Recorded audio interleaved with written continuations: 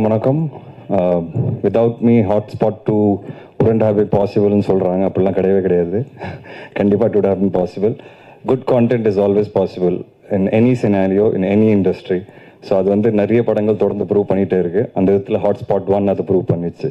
So it's always going to be possible to make good cinema without any names attach to it. So first of all நானும் வந்து உங்களை மாதிரி ஒரு விஷயம் இங்கே ஷேர் பண்ணணும்னு நினச்சேன்.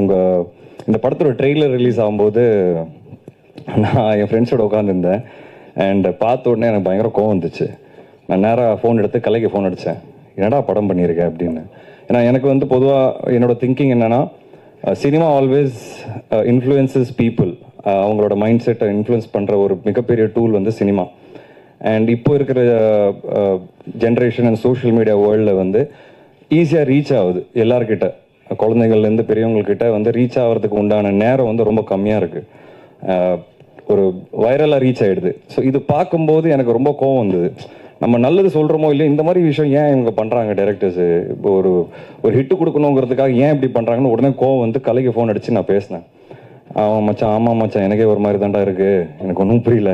டேய் நீதாடா படம் பண்ணிடுறேன், உனக்கு என்னடா புரியல அப்படின்னு. ஆனால் அவன் கதை சொல்லும்போது அப்படி இல்லைடா, அப்போ நீ பேசினேன் டைரக்டர்கிட்ட பேசினேன், ஆனால் அந்த மாதிரி எதுவுமே இல்லை படத்தில் அப்படின்னு சொல்கிறாரு அப்படின்னு சொன்னான். அது எப்படிடா படத்தில் இல்லாத எப்படிடா நீங்கள் ட்ரெய்லரில் காட்டுவீங்க? இப்போ என்ன ட்ரெய்லர் இருக்கோ அதனால் படத்தில் வரும் அப்படின்னு சொன்னேன். இல்லை மச்சான் அவன் சொல்கிறான், சரி நம்புவோம் பார்ப்போம் அப்படின்னா. எனக்கு பிடிக்கல மச்சி, இப்படிலாம் பண்ணாதரா அப்படின்னு சொல்லி ஃபோனை வச்சேன். அதுக்கப்புறம் உங்கள் ப்ரெஸ் மீட்லாம் வீடியோஸ்லாம் பார்க்கும்போது பயங்கரமாக காரசாரமான கான்வர்சேஷன்லாம் நடந்தது, அதுவும் பார்த்தேன். உங்கள் கோவம் எல்லாமே நியாயமாக இருக்குன்னு கூட நினச்சேன். அதுக்கப்புறம் திடீர்னு ரிவ்யூஸ் வரும்போது அதுக்கு முன்னாடி அவர் விக்னேஷ் வந்து பேசின விஷயம், இந்த மாதிரி படம் நல்லா இல்லைனா செருப்பால் கூட அடிங்க அப்படின்ட்டு, அதுவும் பார்த்தேன். ஏன்னா இந்த டேரக்டர் இப்படி இப்படி ஒரு கான்ஃபிடென்ஸ் வச்சு பேசுகிறாரு அப்படின்ட்டு. அதுக்கப்புறம் உங்கள் விமர்சனங்கள் பார்த்த உடனே நானே கொஞ்சம் சர்ப்ரைஸ் ஆனேன். பரவாயில்ல, என்ன நம்ம எதுவும் நினச்சோம் ஆனால் வேறு எதுவாக இருக்குது அப்படின்ட்டு. So I was waiting to watch the film. நான் ஷூட்டில் இருந்தேன், என்னால் தேட்டரில் பார்க்க முடியல. ஓடிடியில் வந்த அன்னைக்கே நான் வந்து இந்த படம் போட்டு பார்த்தேன். அண்ட் எவ்ரி ஸ்டோரி என்ன சொல்ல போகிறான் அப்படின்னு பார்த்துட்டே இருக்கும்போது ஒவ்வொரு ஸ்டோரியும் வந்து பார்த்தீங்கன்னா என்னை கொஞ்சம் யோசிக்க வச்சுது, சர்ப்ரைஸ் பண்ணிச்சு, சிந்திக்க வச்சுது. And I started appreciating the director for his guts. அதான் நான் பார்த்தீங்கன்னா இந்த ப்ளே பண்ண ப்ரோமோ வீடியோவில் கூட பார்த்தீங்கன்னா அதை நானாக சொன்னது, எனக்கு உங்கள் கட்ஸ் ரொம்ப பிடிச்சிது ப்ரோ, அதுதான் நான் சொல்லணும்னு ஆசைப்பட்றேன். It's not easy to make a film in today's scenario. And இந்த மாதிரி ஒரு படம் பண்ணி, இந்த மாதிரி ஒரு டீசர் பண்ணி, ஏன்னா ஒரு விஷயம் வந்து 4 பேருக்கு அட்ராக்ட் ஆகணும்னா அது ஏதோ ஒரு கோட்டிங் தேவைப்படுது. அந்த மாதிரி ஒரு உலகத்தில் தான் இருக்கும். அந்த கோட்டிங்காக தான் நான் வந்து அந்த ட்ரெய்லரை பார்த்தேன். And I really enjoyed it. Especially the last episode வந்து எனக்கு கலையோட எபிசோட் தான் ரொம்பவே பிடிச்சது. ஏன்னா சம்வேர் ஐ ஃபீல் தட் இன்னைக்கு இருக்கிற உலகத்தில் வந்து குழந்தைகள் வந்து அவங்களோட இன்னோசென்ஸை வந்து லூஸ் பண்ணிடுறாங்க சீக்கிரமாக. அண்ட் அதுக்கு நம்மளும் ஒரு காரணமாக இருக்கும். As parents we should be careful to let them enjoy that innocence. அது பார்த்துட்டு நான் ரொம்ப யோசித்தேன், என் பையனுக்கு வந்து கண்டிப்பாக நான் இந்த மாதிரி எக்ஸ்போஷர் கொடுக்கக்கூடாது, அவனை நான் கொஞ்சம் ப்ரொடெக்ட் பண்ணி அந்த இன்னசென்ஸ் அவன் என்ஜாய் பண்ணணும்னு நான் ஃபீல் பண்ணேன். ஸோ அந்த ஃபீலிங் வந்து எனக்கு வந்த உடனே ஐ வாஸ் ரியலி ஹாப்பி. அன்றைக்கி நைட்டே வந்து டேரக்டர் கிட்ட பேசணும் அப்படின்னு சொல்லி ஐ திங்க் ஐ ஃபினிஷ் வாட்சிங் த மூவி அரவுண்ட் 2:33 நினைக்கிறேன் இந்த நைட். அப்பயே பேசணும்னு சொல்லி நம்பர் கண்டுபிடிக்க ட்ரை பண்ணேன், எனக்கு கிடைக்கல. துரைக்கு வந்து மெசேஜ் போட்டு வச்சுருந்தேன், துரை எனக்கு வந்து நம்பர் அனுப்புங்க, director number. So next day morning I think I spoke to the director. I really genuinely from my heart I wished him, and I told him I wish more such cinema is made. And I told him thank you for also teaching me that don't judge a book by its cover. அது வந்து நம்ம எல்லாரும் ஈஸியாக judge பண்ணிடுறோம் எல்லாரையும். ஒவ்வொருத்தர் பின்னாடி என்ன இருக்குங்கிறது நம்மளுக்கு தெரியவே தெரியாது. அது வந்து என்ன மறுபடியும் வந்து புரிய வச்சிங்க இந்த படம் மூலியமாக. அண்ட் நீங்கள் சொல்ல வந்த விஷயங்கள் எல்லாமே ரொம்ப நல்லா இருந்தது அப்படின்னு சொல்லி நான் அப்ரிஷியேட் பண்ணேன். And I told him let's meet பண்ணும்போது துரை வந்து என்கிட்ட சொன்னார், டைரக்டர் இந்த மாதிரி அடுத்து பிளான் பண்ணுறாரு அப்படின்னும்போது ஐ ஆஸ்க்ட் ஹிம் என்ன வச்சுருக்கீங்க, சரி இதுக்கு மேலே என்ன பண்ண போகிறாரு அப்படிங்கிறது. And then he narrated the entire script to me. எனக்கு ரொம்ப பிடிச்சது. மறுபடியும் every story was very unique. திருப்பி அவர் சொல்ல வர விஷயங்கள் வந்து நல்லா இருந்தது. என்னைக்கு இருக்கிற காலகட்டத்தில் அது வந்து திருப்பி எல்லாருக்கும் அப்ளை ஆகும், எல்லாரும் யோசிப்பாங்க. என்னோட பர்சனல் ஃபேவரட் வந்து அந்த லாஸ்ட் கதை, அதை நீங்கள் எல்லாரும் பாருங்கள், அது ஏங்கிறது உங்களுக்கு தெரியும். ஐ think that was my most favourite in the second part. All stories are good, but என்னோட பர்சனல் ஃபேவரட் அந்த 4th ஸ்கிரிப்ட். அது ஏங்கிறது வென் யூ வாட்ச் ப்ராபப்ளி அதுவும் சின்ன ஒரு டிபேட்டாக கூட ஆகும் அந்த ஒரு டாபிக் மேலே வரும்போது. But I am looking forward to it. And then we discussed என்ன பண்ணலாம் அப்படிங்கிறது. துரைக்கிட்ட நான் பேசும்போது துரை சொன்னார், இல்லை there interested will collaborate, present பண்ணலாம் கதையை அப்படின்ட்டு. நான் தாராளமாக பண்ணலாம் Durai, I will be really happy to do it. So Vishnu Vishal studios நான் இப்போ ஒரு சீரியஸாகவே ஒரு ப்ரொடியூசராக மாறிடலான்னு முடிவே பண்ணிட்டேன். அதோட ஃபஸ்ட்டு முயற்சி தான் நீங்கள் பார்த்தீங்கன்னா ஹாட்ஸ்பாட் 2. ஏன்னா ஐ திங்க் க்ரியேட்டிவ்லி என்னோட 15 years ஜேர்னிக்கு அப்புறம் ஐ திங்க் க்ரியேட்டிவ்லி என்கிட்ட ஏதோ ஒரு நல்ல விஷயம் இருக்குது. I'm able to judge. And I think that is the most important aspect of cinema. அந்த ஜட்ஜ்மெண்ட் வந்து எனக்கு ஓரளவுக்கு இருக்குங்கிற ஒரு நம்பிக்கையோட இனிமேல் நிறைய படங்கள் பண்ணணும், சப்போர்ட் பண்ணணும், நிறைய கான்டென்ட்டை கொண்டு வரணும் அப்படிங்கிறது நான் ஃபுல் ஃப்ளெஜாக டிசைடே பண்ணிட்டேன். அண்ட் அந்த விதத்தில் என்னோட பிரதரோட ஃபிலிம் ஓஹோ என் தென் பேபி, அதுவும் பார்த்தீங்கன்னா நிறைய யங்ஸ்டர்ஸை லான்ச் பண்ணுறேன், நிறைய first timers. Director Krishna direct பண்ணுறாரு, அவரோட ஃபர்ஸ்ட் ஃபீச்சர் ஃபிலிம். இதுலேயும் பார்த்தீங்கன்னா நிறைய யங்ஸ்டர்ஸ் அசோசியேட் ஆகிருக்கிறாங்க. என்னோட ஃபியூச்சர் ப்ரொடக்ஷன்ஸ் ஒன்று இப்போ நான் அனௌன்ஸ் பண்ணிட்டு இருக்கேன். I have a good line up of films. God's grace கொஞ்சம் டிலே ஆயிடுச்சு last 2 years, but solid line up வச்சிருக்கிறேன் என்னோட ப்ரொடக்ஷன் ஹவுஸில். நிறைய அகெயின் நியூ டேலண்டோட ஒர்க் பண்ணுறேன். ஐ am looking forward and I'm very confident because I know for a fact and அதை நான் experience பண்ணியிருக்கேன். நல்ல படங்களை என்றைக்குமே அது மீடியா இருக்கட்டும், ப்ரெஸ்ஸாக இருக்கட்டும் அண்ட் ஆடியன்ஸாக இருக்கட்டும் என்றைக்குமே கைவிட மாட்டாங்க. நான் இன்னைக்கு ஒரு ப்ரொடியூசராக இந்த ஸ்டேஜில் நிற்கிறேன். ஸ்ட்ராங்காக இனிமேல் ப்ரொடியூஸ் பண்ணலான்னு முடிவு பண்ணியிருக்கேன்னா அதுக்கு எங்கேயோ முக்கியமான காரணம் ப்ரெஸ் அண்ட் மீடியா. ஒரு ஆக்டராகவும் எனக்கு தொடர்ந்து சப்போர்ட் பண்ணியிருக்கீங்க. அண்ட் இப்போது ஒரு ப்ரொடியூசராக ஃபுல் ஃப்ளெஜ் ப்ரொடியூசராகவும் சப்போர்ட் பண்ணுங்க. ஐ am looking forward to hotspot 2 and presenting more such films. And Vignesh Karthik கிட்ட எனக்கு ரொம்ப பிடிச்சது அவரோட கட்ஸ் தான். ஒரு சின்ன நக்கல் இருக்குது அவர்கிட்ட. நான் அவரோட இந்த ப்ரோமோ நடிக்கும்போதே வந்து அவர்கிட்ட சொன்னேன், ப்ரோ கொஞ்சம் நக்கலான ஆள் தான் நீங்கள், ஆனால் I like it, I like your confidence, இப்படி தான் நீங்கள் இருக்கணும் அப்படின்னு. சார் ஏதாவது தப்பாக பேசிட்டேன்னாரு. அதெல்லாம் ஒன்றும் கிடையாது, இப்படி தான் இருக்கணும், ரொம்ப அமுங்கி ரொம்ப அடங்கி போனாலும் இந்த உலகம் நம்மளை மதிக்காது அப்படின்னு சொன்னேன். So you know I really like that attitude of his and you'll see that in all his films நினைக்கிறேன். And producer Bala sir and Suresh sir first film வந்து சப்போர்ட் பண்ணி அவருக்கு பண்ணாங்க. ஸோ ஐ தாட் ஒரு ப்ரொடியூசர் வந்து இந்த மாதிரி ஒரு கண்டென்ட் எடுத்து சப்போர்ட் பண்ணும்போது people like me who can afford to be a part of such movies and such scripts should also come forward to support. And so whatever support I can give from my side, from my production, I will always be there for such films. And I want to thank Durai here. So Durai D company வச்சிருக்கிறாரு. So துரையும் நானும் சேர்ந்து தான் இப்போ எல்லா படங்களும் பண்ணுறோம். ஏன்னா production is not an easy task. So I requested Durai to come on board since I want to expand my production. We are collaborating with a lot of studios and we are coming up with a lot of content in future, and my main right person is Durai in that aspect. So thank you Durai, and thank you everyone. எல்லாரும் இங்கே வந்தீங்க, ரொம்ப ரொம்ப thanks. and please continue the support and love that you give for good films. Thank you so much. எல்லாருக்கும் வணக்கம். எல்லாமே பாலாவே பேசிட்டாரு. So அதான் ஹாட்ஸ்பாட் வந்து ப்ரெஸ் மீடியா எல்லாருக்கும் வணக்கம். விஷ்ணு விஷால் ப்ரோ, ப்ரொடியூசர்ஸ் எல்லாருக்கும் வணக்கம். ஓகே, ஸோ அதான் ஹாட்ஸ்பாட் ட்ரெய்லரில் அந்த கான்ட்ரவர்சிக்கு அப்புறம் படம் வந்து ப்ரெஸ் ஷோக்கு அப்புறம் நீங்கள் எல்லாரும் ப்ரெஸ் நல்லா இருக்குன்னு எழுதுனதுனால தான் தேட்டரில் வந்து அது 5 வாரம் ஓடிச்சு. ஸோ அதுக்கு ப்ரெஸ்ஸுக்கு ரொம்ப ரொம்ப நன்றி, தேங்க்யூ. அதை தாண்டி ஓடிடியில் ரிலீஸ் ஆனதுக்கப்புறம் ரொம்ப நல்ல ரெஸ்பான்ஸு. இப்போ ரீசெண்டாக தெலுங்குலேயும் ரிலீஸ் ஆயிருந்தது, தெலுங்குலேயும் நல்ல ரெஸ்பான்ஸு. ஸோ தெலுங்கு மக்கள் நிறைய பேர் எனக்கு மெசேஜ்லாம் பண்ணிருக்காங்க, அவங்க எல்லாருக்கும் ரொம்ப ரொம்ப நன்றி.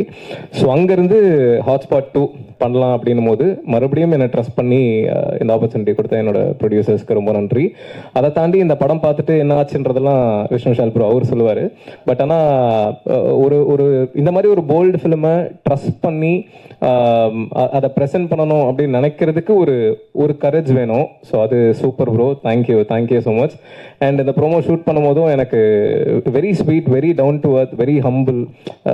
ஜென்ரலாகவே நம்ம ஒரு பிம்பத்தோடு இருப்போம்ல, அதெல்லாம் எதுவுமே இல்லை அப்படின்ற மாதிரி கிட்டத்தட்ட ரொம்ப நாள் பழகின ஒருத்தர் கூட ஒர்க் பண்ணுற ஒரு ஜோன் தான் இருக்குது. Thank you for giving me that comfort bro.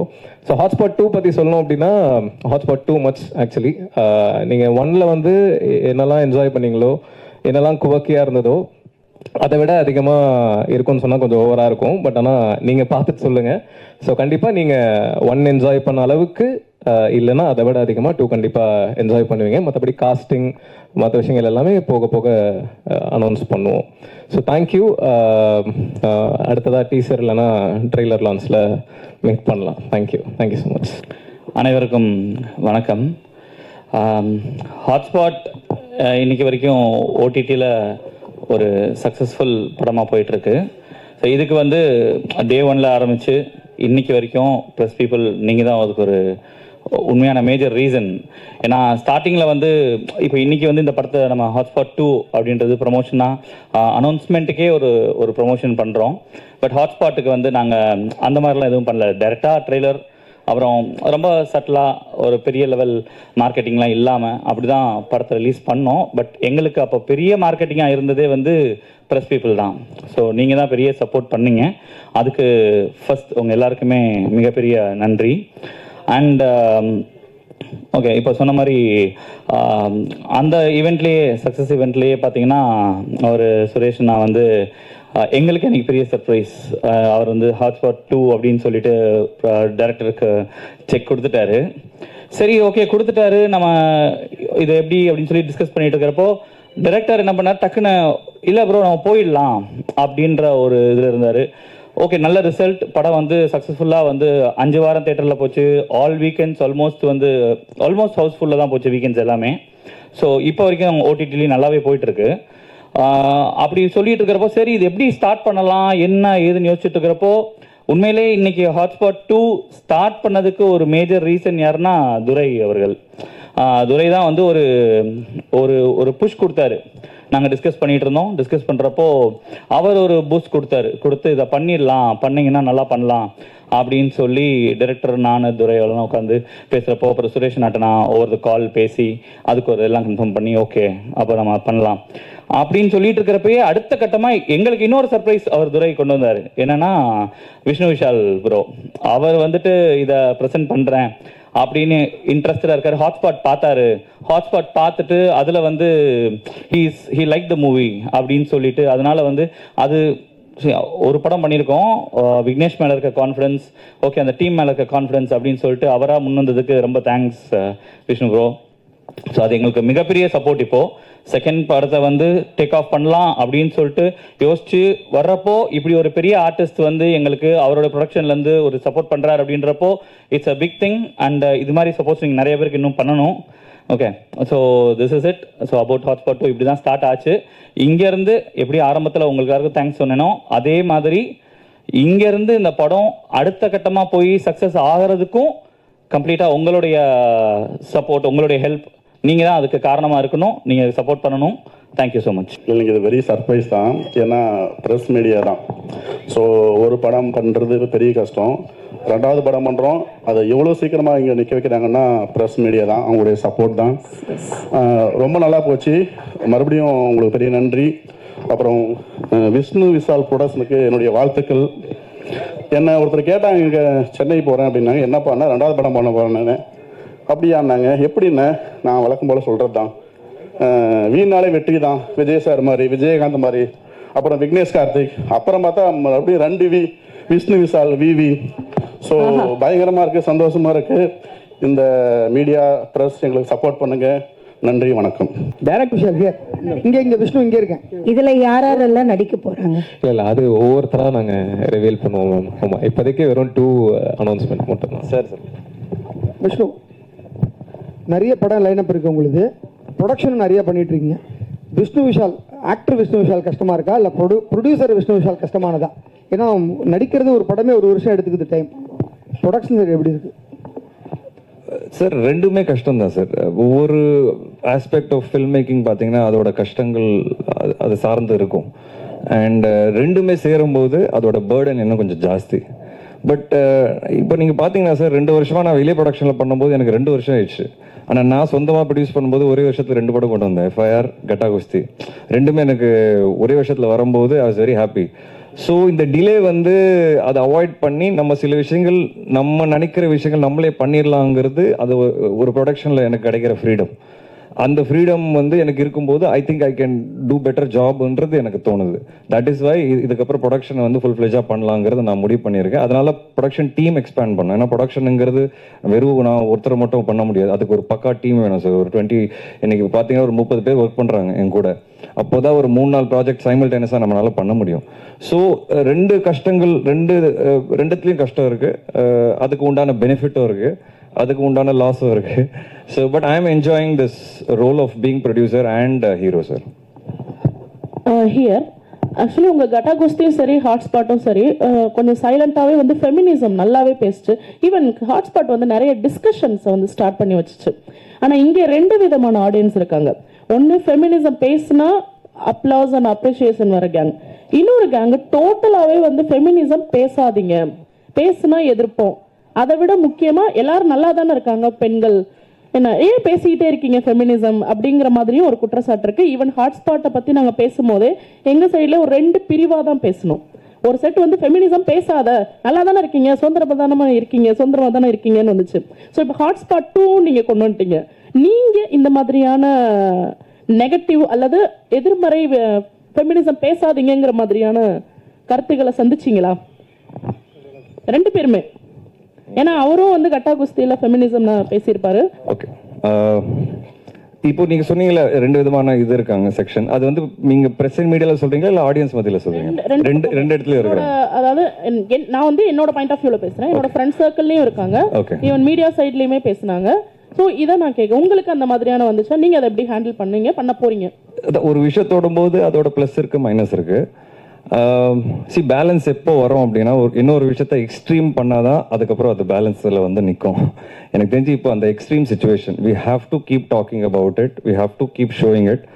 அது சில பேருக்கு போய் அடிக்கிற மாதிரி தான் இருக்கும், ஆனால் அதை தொடர்ந்து பண்ணும்போது தான் ஒரு ஸ்டேஜுக்கு அப்புறம் பேலன்ஸ்னு ஒன்று வரும். ஸோ ஐ திங்க் இது ஒரு பேலன்சிங் டைம் தான் இது ஃபார் விமென் டு அதே மாதிரி ஃப்ரீடம்ங்கிறது ஃபெமினிசம் அது கிடையாது. According to me freedom feminism is completely different. It's equality. Equality is not freedom. Equality is restricting each other also. So for me that is feminism. And being equal in good, bad and ugly. அதுதான் வந்து எனக்கு தெரிஞ்சு feminism. But unfortunately there's a lot of disparity and such movies only through these movies we want to talk about that disparity. அது கம்மி பண்ணுங்கிறத நாங்கள் சொல்ல வரோம். எனக்கு ஒரே ஒரு கருத்து வேறுபாடு இருக்குங்க. சில நான் ரிவ்யூஸ் நிறைய படிப்பேன், நான் நிறைய பேர்கிட்ட சொல்லியிருக்கேன், எல்லா படங்களோட ரிவ்யூஸ் படிப்பேன். சில பேர் ஒரே ஒரு கிரைட்டீரியா வச்சு ரிவ்யூஸ் பண்றாங்க, அது மட்டும் தான் எனக்கு இடிக்குது.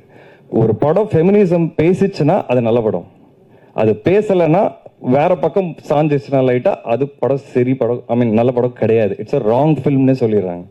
That is something that is hurting me, because why are you just judging a film based on one aspect?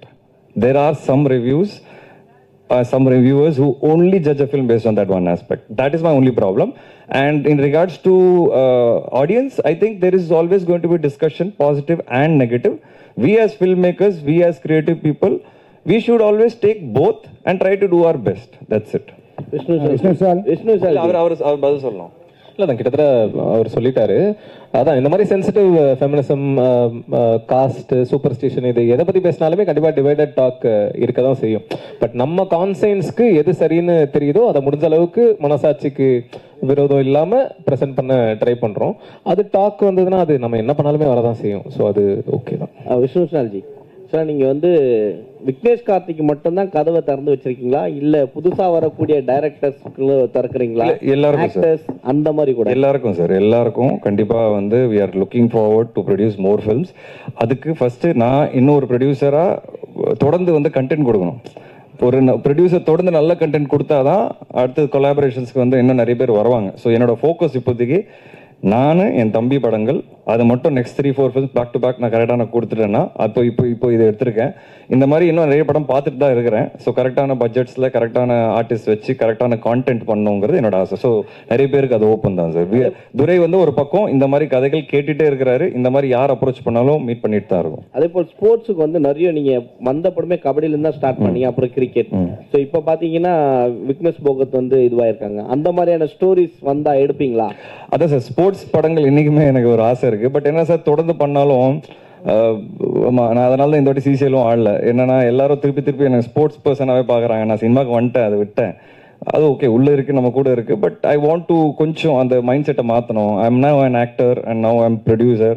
So அந்த மைண்ட் செட்டில் இருக்கணுங்கிறது. Maybe I might not do sports too often at the moment. ஃபியூச்சரில் கண்டிப்பாக எனக்கு நல்ல கதைகள் வரும்போது கண்டிப்பாக ஸ்போர்ட்ஸ் திருப்பி தொடுவேன். சினிமாவில் வந்து பார்த்தீங்கன்னா இப்போ வந்து கரண்ட்டில் வந்து ஒரு ப்ராப்ளம் போயிட்டுருக்கு. ப்ரொடியூசர்ஸ் வந்து நடிகர் சங்கத்தை குறை சொல்கிறதும், நடிகர் சங்கம் வந்து ப்ரொடியூசர்ஸை குறை சொல்கிறது, இந்த மாதிரி ப்ராப்ளம் போயிட்டுருக்கு. அஸ் அ நடிகராகவும் ப்ரொடியூசராகவும் நீங்கள் இருக்கிறப்போ இந்த ப்ராப்ளம் எப்படி நீங்கள் பார்க்குறீங்க?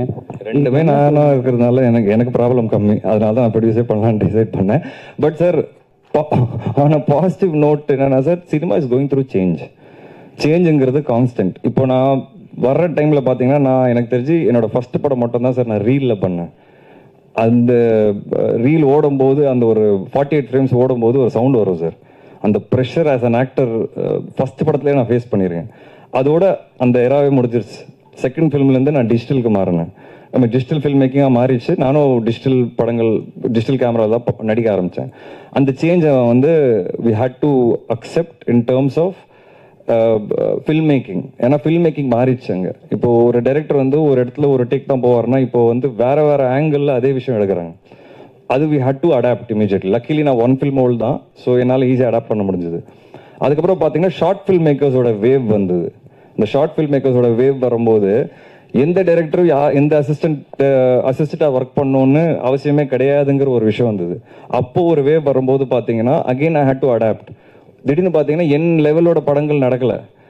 ஐதர் கம்மி பட்ஜெட்டில் நடந்தது, ஏன்னா ஷார்ட் ஃபில்ம் மேக்கர்ஸ் வந்துட்டாங்க, ஆர் பெரிய லெவலில் நடந்தது. அப்போ திருப்பி வந்து நான் ஃபைண்ட் அவுட் பண்ணி அந்த ஸ்மால் பட்ஜெட்குள்ளே போனேன். முண்டாசுப்பட்டி, இன்டர்நெட் நாளை திருப்பி பார்த்தீங்கன்னா அதை அடாப்ட் பண்ணேன். ஸோ இந்த அடாப்டிங்கிற ஒரு விஷயம் வந்து we have to keep doing in cinema in the world. என்னைக்கு இருக்கிற சுச்சுவேஷனில் லாஸ்ட் 4-5 இயர்ஸில் ஓடிடி பயங்கர டாமினேட் ஆகிட்டாங்க சார். ஓடிடி வியூவிங் டாமினேட் ஆனதுனால சினிமாவோட பிஸ்னஸ் மாடலே மாறிச்சு சார். வியாபாரமே மாறிச்சு. அண்ட் வியூவர்ஷிப் மாறிச்சு. All over country world viewership இருக்குது. பட் தேட்டருக்குள்ளே வர்ற ஆடியன்ஸ் வந்து குறைஞ்சிருக்காங்க. அந்த மைண்ட் செட் மாறி இருக்கு. ஸோ இந்த ஹோல் சினாரியோ மாறும்போது பிஸ்னஸ் மாடல் மாறினதுனால நிறைய விஷயங்கள் மாறணும் பேக் எண்டில். அதுதான் இப்போ நடக்குது. என்னோட சீனியர் ஆன நிறைய ஆக்டர்ஸ் இருக்காங்க, ப்ரொடியூசர்ஸ் இருக்காங்க. எல்லாரும் இன்னைக்கு பேசி ஒரு நல்ல முடிவு பண்ணுவாங்கிறத நான் நம்புகிறேன். But change is needed. As a producer நான் இன்னைக்கு ஒரு விஷயம் நான் தொடர்றேன்னா எனக்கே தலை சுற்றுது. இவ்வளோ விஷயங்கள், இவ்வளோ பட்ஜெட்ஸ் இருக்குது, இவ்வளோ செலவாகுது அப்படின்னு. ஆஸ் அன் ஆக்டர் நான் போகும்போது எனக்கு என்னோட பிஸ்னஸ் மாடல் புரிஞ்சதுனால எங்கேயாவது ஏதாவது ஒரு விஷயம் இடிக்குதுன்னா நான் வந்து ஓகே வாங்க சார் என்ன பண்ணலாம் அப்படின்னு பேசி ஒரு பிஸ்னஸ் மாடலை மாற்றுறேன். இப்படி படம் ஓடிச்சுன்னா எனக்கு இவ்வளோ கிடைக்கும், இல்லைனா இப்படி பண்ணலாம். இது I am ready to do it. But change doesn't happen from me. Change happens from the top always. So I only am expecting and hoping ki everybody who at the top அவங்க எல்லாரும் ஒண்ணுக்கு வந்து ஒரு business மாடலை மாற்றினாங்கன்னா இன்னும் கொஞ்சம் ஈஸியாக இருக்கும். அண்ட் இண்டஸ்ட்ரி இன்னும் ஃப்ளரிஷ் ஆகும். ஏன்னா இந்த இண்டஸ்ட்ரி ஃப்ளரிஷ் ஆச்சுன்னா entertainment is always going to be there, and a lot of people will get work and livelihood, and we all are dependent on the business model. So this is my thinking. Last question. இப்போ வந்து நீங்கள் first part பண்ணும்போது வந்து கான்ட்ரவர்சியாக பயங்கரமாக trailer மட்டும்தான் வந்துச்சு. ஆனால் நீங்கள் இப்போ ஒரு ஃபோட்டோ போட்டாலே பயங்கர கான்ட்ரவர்சி ஆகுது. ஏன்னா ஒரு பிரெகிடாவோட ஒரு ஃபேமிலி ஃபோட்டோ போட்டிருந்தீங்க, கீழே பயங்கர கங்க்ராச்சுலேஷன் உங்களுக்கு செகண்ட் மேரேஜா அப்படின்லாம் போட்டிருந்தாங்க. அடுத்த வாரம் பார்த்தா நாக சைத்தன்யா வந்து செகண்ட் மேரேஜை வந்து அனௌன்ஸ் பண்ணுறாரு. ஸோ அங்கேயே கான்ட்ரவர்சி ஆரம்பிச்சிருச்சுன்னு நினைக்கிறோம். அந்த மாதிரி கான்ட்ரவர்சி இருக்கா? அப்புறம் ரெண்டாவது கொஸ்டின், ஸோ ஃபர்ஸ்ட் டேர்ம்ஸில் வந்து எல்லா டேர்முமே நீங்கள் வந்து டச் பண்ணிட்டீங்க. என்னெல்லாம் இங்கே பேச முடியாதோ எல்லாத்தையும் நீங்கள் பேசிட்டீங்க. ஸோ இன்றைக்கி இருக்க ஜென்சி டேர்ம்ஸில் வந்து எல்ஜிபிடிக்யூ பற்றி பயங்கரமாக எல்லாருமே அடித்து நவுத்திட்டு இருக்காங்க. அதை பற்றின ஏதாவது இருக்குமா? இல்லை, அதை நான் சொல்லிட்டேன்னா ரிவீல் ஆயிரும். பட் ஆனால் கண்டிப்பாக கான்ட்ரவர்ஷியலான விஷயங்கள் இருக்கும். அதில் ஸ்பெஷலாக ப்ரோ வந்து அந்த கடைசி கதை ரொம்ப பிடிச்சிருக்கு அப்படின்னு சொன்னார்ல, அந்த கதை நரேட் பண்ணும்போது நான் யோசித்தேன் கண்டிப்பாக இது வந்து, ஏன்னா அந்த கடைசி கதை வந்து சினிமாவில் இருந்துட்டு அந்த கதையை பண்ணுறதுக்கு ஒரு கரேஜ் வேணும். It will be very bold film. ஆனால் கதை கேட்டுட்டு அந்த கதை எனக்கு ரொம்ப ரொம்ப பிடிச்சிருக்கு அப்படின்னு சொன்னபோது எனக்கு ரொம்ப ஆச்சரியமாக இருந்தது, ரொம்ப சந்தோஷமாகவும் இருந்தது. ஏன்னா சினிமாவில் இருந்துட்டு அதை பண்ணணும்னு நினைக்கிறதுக்கே ஒரு தனி கட்ஸ் வேணும். ஸோ அதுக்கு நான் நன்றி சொல்லிக்கிறேன். ஸோ கான்ட்ரவர்ஷியல் விஷயங்கள் இருக்கும். அண்ட் எல்லாத்தையும் டச் பண்ணல. பார்ட் 1ல 4 கதை இருந்தது. இதுலேயும் வித்தியாசமான அதில் டச் பண்ண எதையுமே இதில் டச் பண்ணல. இதை நீங்கள் பார்க்கும்போது ஆமால அப்படின்னு தான் தோணும். இதை தாண்டியும் இன்னும் நிறைய கதை கதை பார்ட் 3 பார்ட் 4க்குலாம் கதைகள் இருக்கு. ஸோ இன்னும் டச் பண்ணாத விஷயங்கள் நிறைய இருக்கு. So thank you. Thank you so much to press and media friends. அழகான கேள்விகள், அழகான பதில்கள் கொடுத்துட்டாங்க. ஸோ கண்டிப்பாக இந்த படத்தையும் நீங்கள் வந்து தொடர்ந்து அதை என்கரேஜ் பண்ணி நல்ல லவ் அண்ட் சப்போர்ட் கொடுக்கணும். And thanks to all my. So hotspot வந்து நான் அமேசானில் தான் பார்த்தேன் பர்சனலாக. ஸோ அதுக்கு நான் இவர்கிட்ட சாரி கேட்டேன்.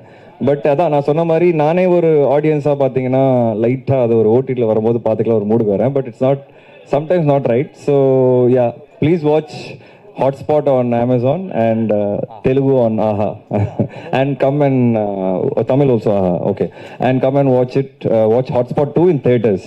We have to change the wave.